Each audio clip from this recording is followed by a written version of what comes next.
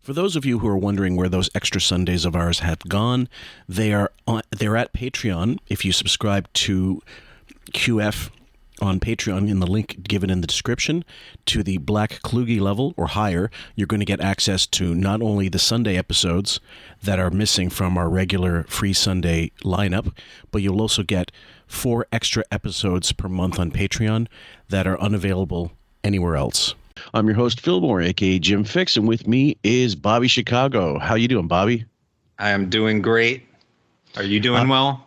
Since the Maple Leafs got knocked out in the first round yet again, I'm happier than a pig in shit. I must be, like I said, I'm getting a meaner human being. I'm much happier when my enemies lose than when my friends succeed.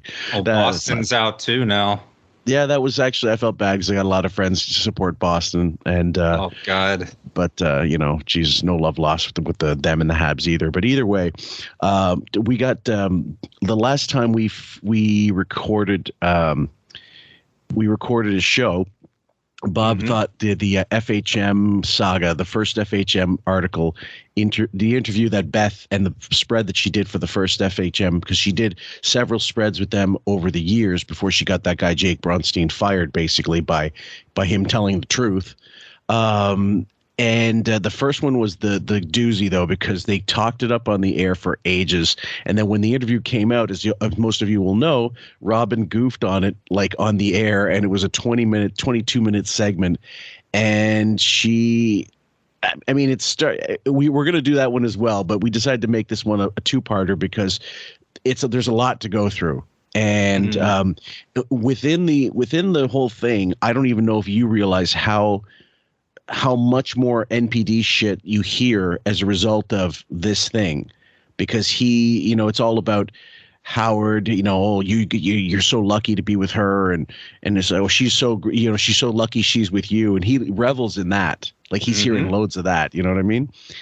And he can't help but put his foot in his mouth a couple times. So are you raring to go for this one? Yeah, absolutely. Okay. And so you know what? And before we get into it, again, do you want to talk a little bit about the actual photos? No. I want to talk about just. I get what you were saying just now with how the NPD rears its head, because the interview, as Artie puts it, is a love letter to Howard. It's a total ode to the of Howard, but. The one thing I want to say is, like, with Howard, if he would have just, like, dude, you're a multi-millionaire, you divorced your wife, you married a blonde 20 years younger. Lots of guys do it. It's kind of standard operating procedure for wealthy dirtbags. He should have just left it at that. But he needed to believe that she, like, loved him. Like his NPD would not, it had to become a part of the illusion. And it's like, dude, Howard, you don't think all these millionaires and billionaires that do this want to think that those women want to be with them? Of course they want to think that, but of course. It shows how delusional the guy is. He should have just let it be what it was. Yeah, I got a 20-something-year-old girlfriend, like, not bring her up on air, but he had to force this illusion on us. Well, he totally should have played it down, and he never could. He couldn't allow himself to. Of course not.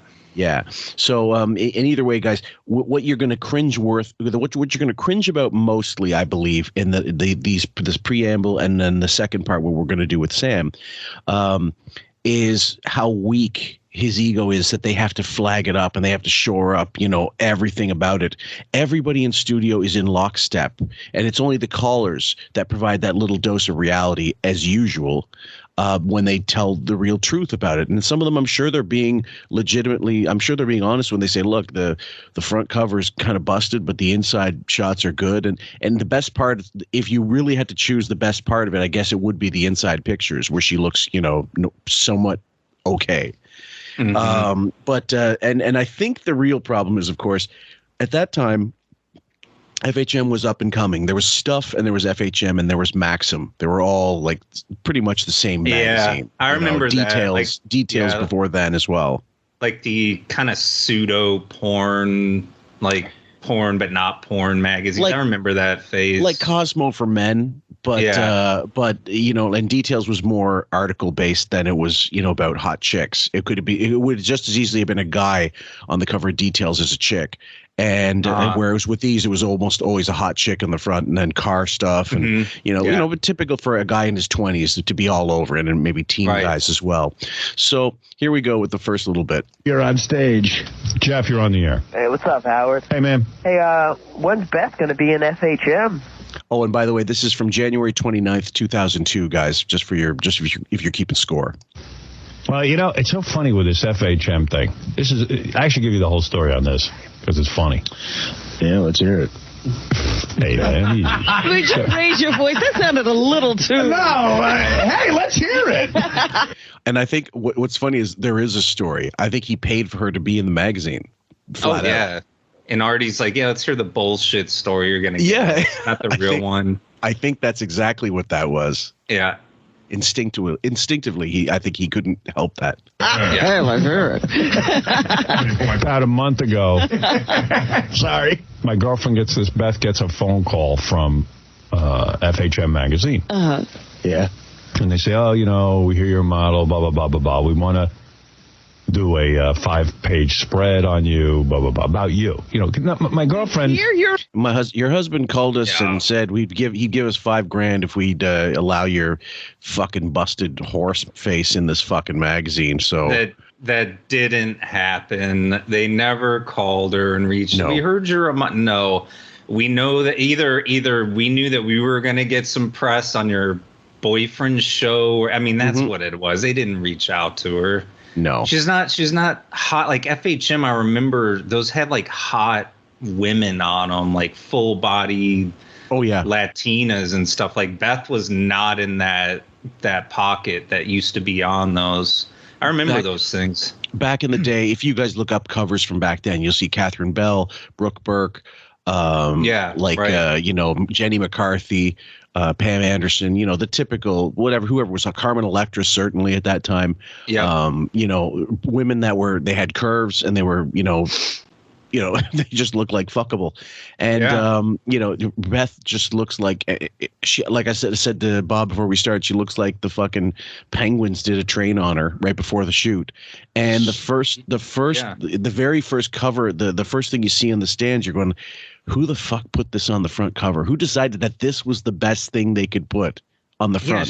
She wasn't like voluptuous like the other women that used to be on that. And first cover, and again, I don't like talking piggish about women, but man, does she that cover, she looks like a crack whore.